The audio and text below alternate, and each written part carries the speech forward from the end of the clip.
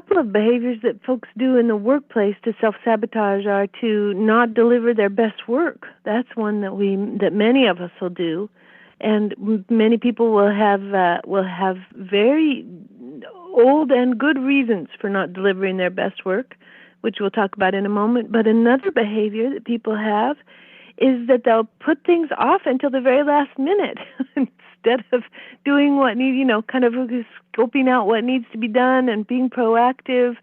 I think there's sort of a pattern of being in a state of panicked reactivity instead of ever letting ourselves get on top of what needs to be done. Well, some people might say, I work better under pressure.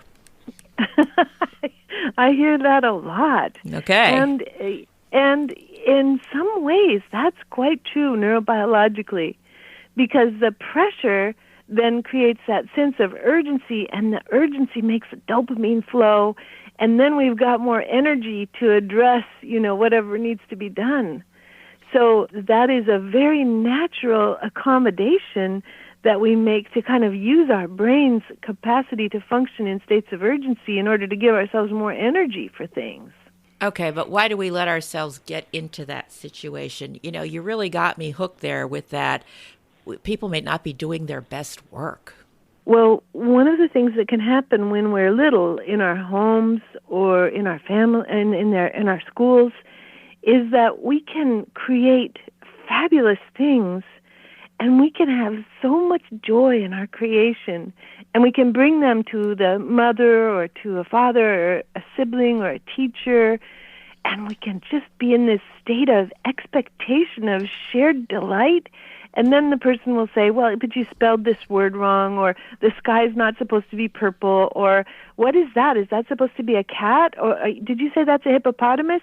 And there's this kind of interesting but horrific devastation that will happen where we go, oh my God, I'm just not going to I'll just do whatever I need to do to jump through the hoops, but I'm not going to do any backflips through those hoops. I'm not going to let my natural joy of creativity out here because there might be disappointment. And it turns out, as I've been traveling around the world and working with people all over the world, the thing people most want to avoid with these contracts is disappointment. Disappointment is one of the hardest things for humans to manage on their own.